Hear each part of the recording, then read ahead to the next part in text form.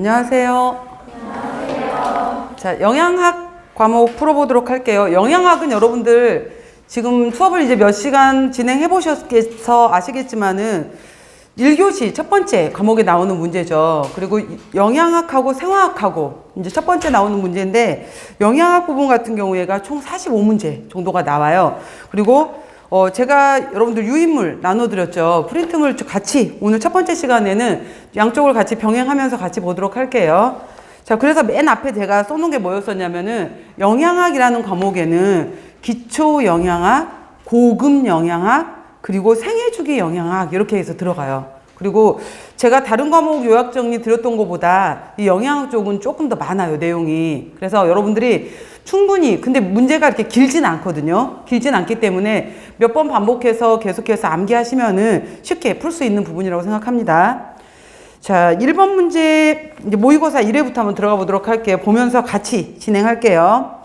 첫 번째가 식품 구성 자전거에 대한 설명으로 옳은 것은 하고 물었었는데, 이게 뭐냐면은 우리가 식품 교환표가 있고요. 식품 교환군 혹은 교환표라는 것이 있고, 그 다음에 식사 구성안이라는 것이 있어요. 그러면은 식품 교환표, 이거는 식사요법 시간에 들었었는데, 맞죠? 그래서 이거는 우리가 식사요법에서 언급을 했던 걸로 해서 1교환 단위당 바로 당, 단백질, 지방, 열량 이렇게 해서 주로 이제 당뇨 환자들을 교육한다든지, 또 신장질환 환자들한테 있어서도 이쪽을 식품교환표를 이용하는 문제가 있었어요. 그래서 이거는 1교환 단위당 이렇게 들어가는 거였고요.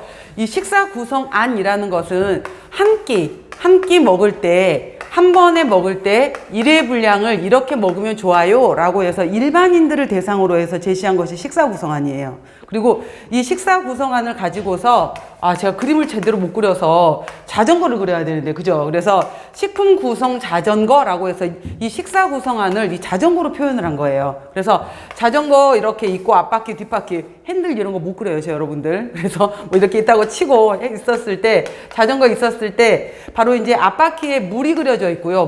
물컵이 그려져 있어요. 앞바퀴에는 이렇게 물컵이 그려져 있고, 뒷바퀴로 가게 되면은 이렇게 배분표가 나누어져 있어요. 그래서 면적별로 제일 많이 먹어야 되는 것이 곡류, 그 다음에 두 번째가 고기, 생선, 달걀, 콩류, 그 다음에 채소류, 과일류, 우유, 유제품류 이렇게 쭉 나눠져 있는 것이 뒷바퀴에 배분표가 있어요. 그래서 이거를 자전거를 그렸던 이유는 뭐냐면은, 운동을 해라, 운동을 해서 비만이 되지 않도록 해라 라는 의미인 거고요. 물을 그렸던 이유는 충분한 물을 마셔라, 그런 의미인 거고요. 뒷바퀴에는 이렇게 배분표에 따라서 음식들을 골고루 먹어라, 이러한 내용들이었었어요. 그래서 여기에 첫 번째가 곡류가 있고요. 두 번째가 고기, 생선, 달걀, 콩류가 있고요. 그 다음 있었던 게 채소류가 있고요. 과일류가 있고요.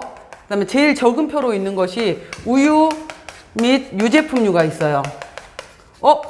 그러면은 식사 구성안에서 있었던 것이 하나가 빠졌네요 라고 했는데, 유지 및 당류가 있거든요. 유지 및 당류가 있는데, 유지 및 당류는 식사 구성안 표에는 있어요. 표에는 있는데 자전거 뒷바퀴에서는 빼버렸어요. 왠지 자전거 뒷바퀴에도 그려놓으면 사람들이 많이 먹어도 될 것처럼 생각을 할까봐. 있어요. 식사 구성안 내에 있는데 다만 그림에서만 없앤 거예요. 자전거 뒷바퀴 그림에서만 없앤 것이 유지 및 당류다라고 해서, 곡류 같은 경우에는, 이거는 식사 구성안 같은 경우에는 매일 이거 한번 여러분 기억해 놓으세요. 매일 2번에서 4번 정도는 먹어줘라 라고 말하는 것이 곡류고요. 고기, 생선, 달걀, 콩류 같은 경우에는 매일 3회에서 4회 정도는 먹어줘라 라고 얘기를 해요. 매일. 채소류 같은 경우에는 매 끼니 때마다, 매 식사 때, 아침, 점심, 저녁 매 끼니 때마다 최소한 이거는 2가지 정도는 먹어라, 두 가지 정도는 먹어라 라고 해서, 나물, 생채, 쌈 뭐 등등등의 형태로 해서 채소류는 매 끼니마다 2번 정도씩은 먹어라 이렇게 얘기를 하고요. 과일류 같은 경우에도 매일 1개에서 2개 정도는 먹어라 라고 얘기를 해요.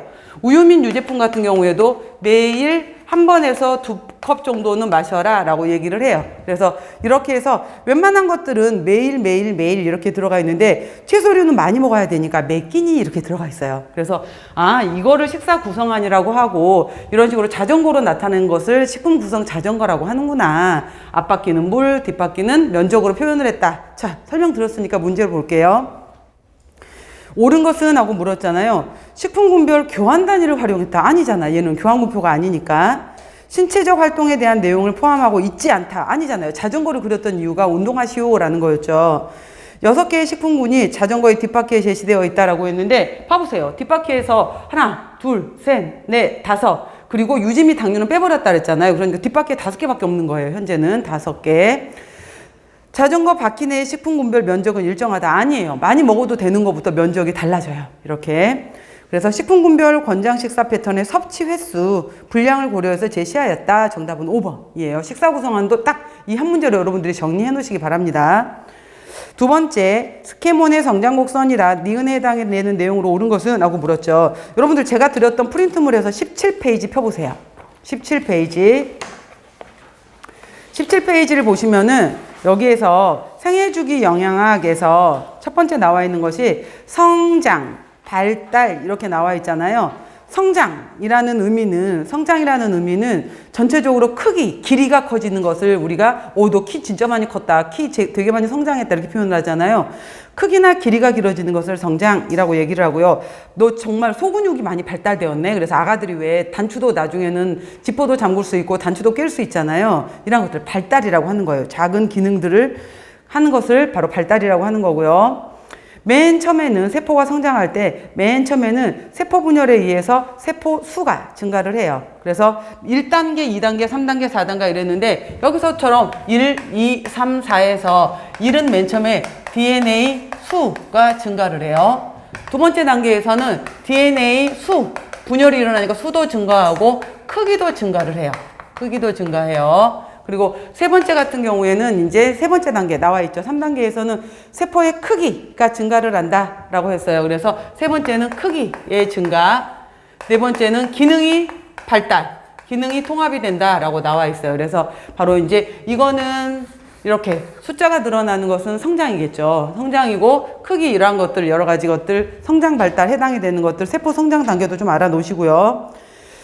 그리고 잘 물어보는 게 그 그림이에요. 그림 한번 딱 봐 놓으세요. 이제는 보시면은 그 아래로 Y축 먼저 그래프를 먼저 보시면은 0, 2, 4, 6, 8, 10 이게 나이예요. Y축은 나이고요. X축은 나이에 해당이 되는 거고 이렇게 세로로 Y축에 해당이 되는 것을 봤더니 개인별 성장률이라고 되어 있죠. 그래서 맨 처음에 앞에 거부터 봐보세요. 맨 앞에 거 보시면은 이렇게 되어 있잖아요. 그래프의 모양이 맨 앞에 해당이 되는 것이 이렇게 되어 있죠. 그래서 이렇게 되어 있는데 이게 뭐냐면 신경계형이다 이렇게 되어 있잖아요. 그래서 뇌신경은 여러분들 뇌에 해당이 되는 것은 엄마 뱃속에서부터 발달을 하기 시작해요. 엄마 뱃속에서부터 발달을 해서 거의 3에서 6세면은 다 끝나요. 거의 성인의 90%까지 발달이 되는 것이 신경계예요. 그래서 뱃속에서의 태아 관리도 굉장히 중요한 거예요. 이게 신경계형이라고 하는 거고요. 그 다음에 일반계형이라고 말하는 것은 뭐냐면은 일반계형의 특징 한번 알아둡시다. 여러분들 아가들이 제일 많이 클 때가 보통 태어나서 여러분들 이거 이따 제가 다시 얘기할 건데 태어났을 때 신생아로 태어났었을 때 그냥 평균 50cm라고 칩시다. 50cm고 키는 50cm 그 다음에 몸무게를 3kg이라고 보자고요. 물론 아가들마다 뭐 60cm 아가도 있고 4kg짜리 아가도 있지만은 태어났었을 때 50cm에 3kg였다라고 하게 되면은 보통 우리가 100일 무렵 있잖아요. 100일 때가 제일 젖살 올라서 통통하잖아요. 그래서 3개월에서 4개월 정도가 됐었을 때 키 같은 경우에도 자라기도 하지만은 몸무게가 이때가 거의 6에서 7kg으로 해서 2배로 자라요. 이때가 제일 통통하게 자라 있을 때고요. 그 다음에 돌 무렵이 되게 되면은 12개월 해서 돌이 되게 되면은 이때 몸무게가 여러분들 몸무게 몇이었을지 모르겠지만은 보통 돌 때 아기들 몸무게가 10에서 12kg예요. 그래서 10kg에 해당이 된다라고 보게 되면은 이렇게 하게 되면은 1개월을 기준으로 해서 아이들의 경우에 거의 3배가 자라게 돼요. 3배가 자라게 되고 1년을 기준으로 3에서 4개월일 때는 2배가 자라게 돼요.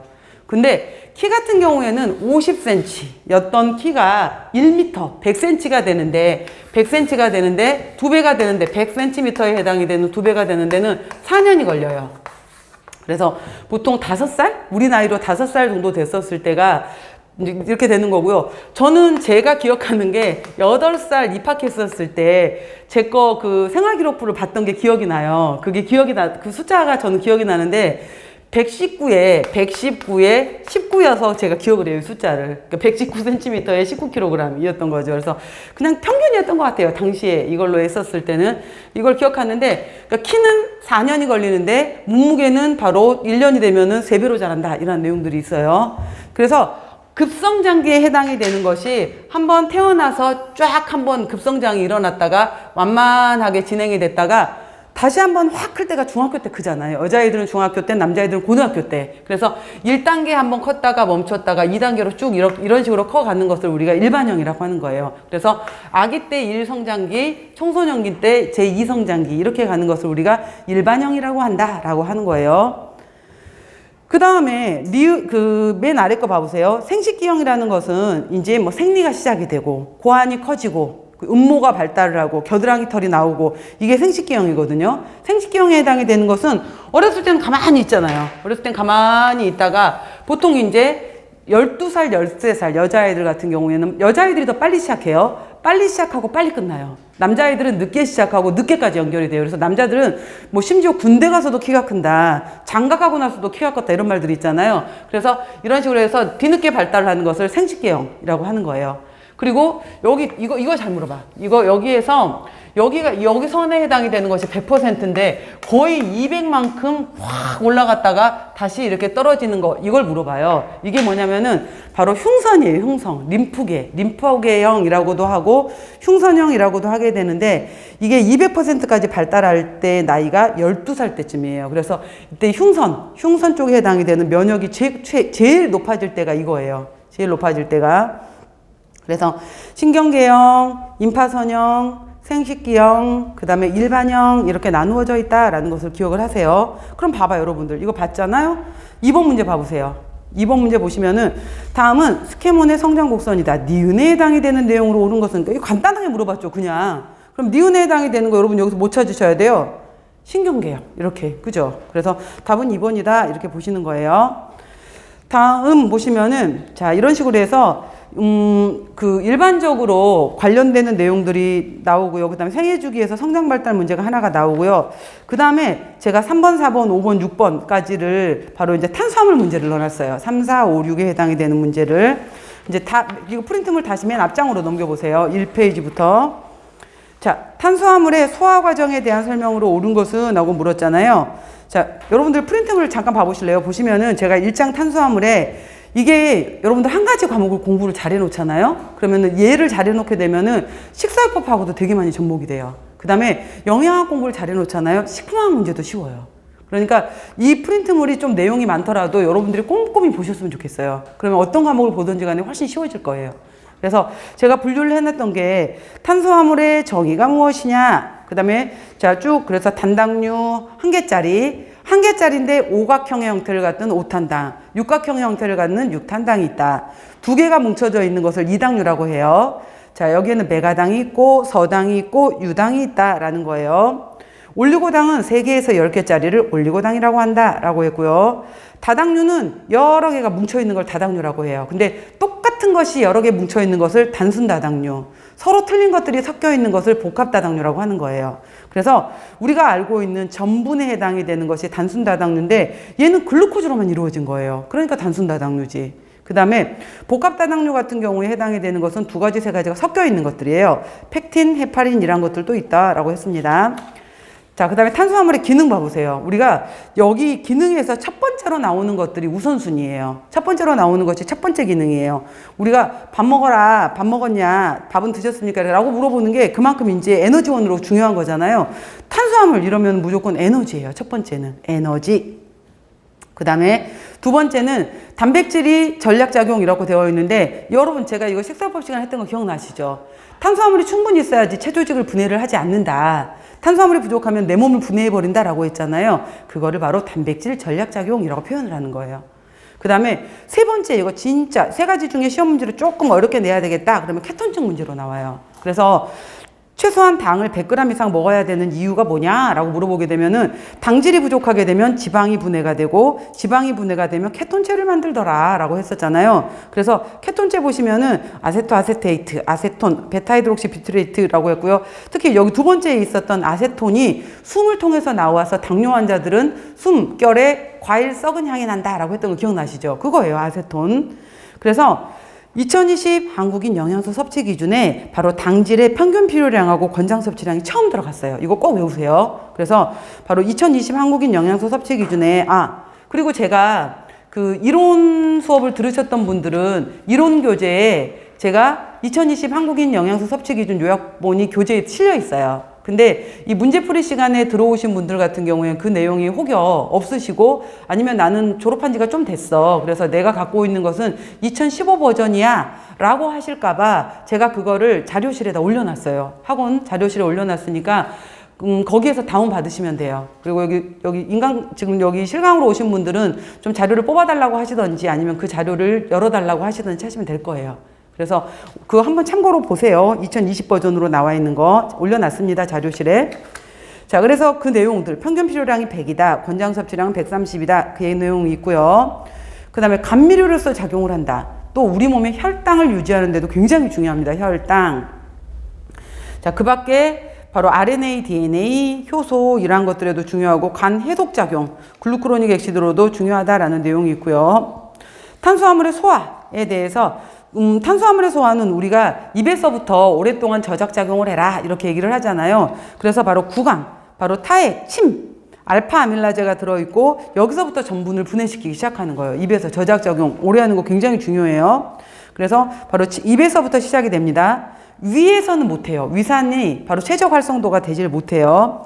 그리고 결정적인 분해 역할을 해주는 것은 췌장의 알파아밀라제. 췌장의 알파아밀라제가 소장으로 들어와서 결정적인 역할들을 해요. 그 다음에 이당류를 분해하는 말타제, 슈크라제, 락타제는 여러분들 췌장에서 나오는 거 아니에요. 이것들은 소장에서 나오는 거예요. 소장. 그래서 중고등학교 다닐 때까지는 우유를 마셨어. 그때까지는 내 몸에 락타제가 나 필요한가 봐. 이렇게 이제 얘가 기능을 하고 있다가 성인이 돼서 우유를 자꾸 안 먹네. 그러니까 장선에 있었던 말타제를 분비하는 것들이 나 이제 필요 없나 봐. 라고 하면서 사라져 버리는 거예요. 그래서 성인기 이후에 어쩌다가 우유를 먹었을 때 정말 가스 소화가 잘 안 되고 이래 라는 것이 락타제가 사라져 버린 거예요. 내 몸에 필요 없는 줄 알고. 바로 이걸 유당불내증이라고 얘기를 하는 거죠. 말타제, 슈크라제, 락타제이고요. 넘겨보세요. 그 다음에 탄수화물의 흡수에 대해서도 얘기를 했어요. 자, 이거 시험 문제 잘 나오는 게 하나 있어요. 먼저 탄수화물, 단백질, 지방 중에서 소화가 제일 잘 되고 흡수가 제일 잘 되는 게 당질이에요. 당질은 우리 몸에 들어오면은 98 숫자 외워놓으세요. 98까지 흡수가 된다라는 내용이 있고요.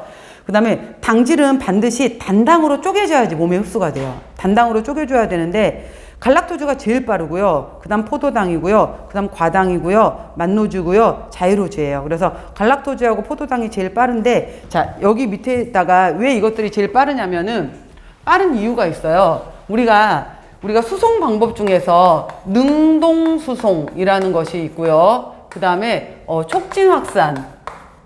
촉진확산이라는 방법이 있고요. 그냥 확산 방법이 있는데 이 능동수송은 에너지, 모터, 자동차 이러한 걸로 해서 순식간에 이동을 해버리는 것이 능동수송이에요. 얘는 미끄럼틀을 타고 내려오는데 얘는 깔판, 썰매가 있는 거예요. 썰매를 타고 내려오게 되면 이동수단이 있으면 훨씬 더 빠르겠죠. 그 다음에 얘는 그냥 무게에 따라서 내려오는 게 확산인 거예요. 그럼 제일 늦어요. 그래서 능동수송으로 들어올 수 있는 것이 바로 여기에서 갈락토즈하고 포도당의 경우에가 능동수동으로 이동이 돼요. 촉진확산으로 이동이 되는 것이 과당이에요. 그냥 여기까지만 외우셔도 돼요. 근데 이걸 물어보는 게 아니야. 그래, 갈락토즈하고 포도당이 들어올 때 왜 빨라? 이걸 물어보는 거예요. 왜 빠르냐면은 얘네가 바로 ATP를 이용해요. ATP라는 에너지를 이용하게 되고 나트륨, 칼륨 펌프, 우리가 세포 내외에 있어서 조절작용을 하는 나트륨, 칼륨 펌프를 이용하면서 ATP를 이용하기 때문에 얘네가 빠른 거예요. 그래서 이렇게 바로 시험 문제를 물어보는 게 아니라 이렇게 물어봐요.